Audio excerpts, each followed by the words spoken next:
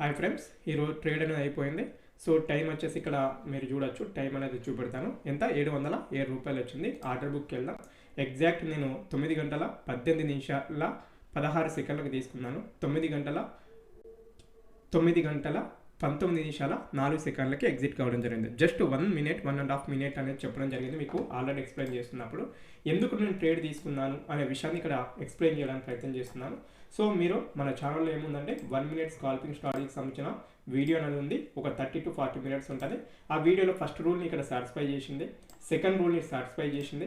Second rule satisfy చేసినప్పుడు ఇక్కడ కొద్దిపాటి ఏంటది ఇగ్నోర్ చేసే విధానం అనేది ఉంది. ఇక్కడ కన్ఫర్మేషన్ ఏం చేశాను, ఎప్పుడైతే ఈ క్యాండిల్ మీద డీసెంట్ క్యాండిల్ క్లోజ్ అయిందో ఈ క్యాండిల్ ఇమ్మీడియట్గా ఎగ్జిట్ ఎంట్రీ అనేది తీసుకోవడం జరిగింది. క్లోజ్ అవుట్ తోటే ఇక్కడ ఎంట్రీ తీసుకున్నాను. మన టార్గెట్ ఏంటంటే 80 points target, 80 to 90 points target. Exact మన టార్గెట్ అనేది రీచ్ అయింది.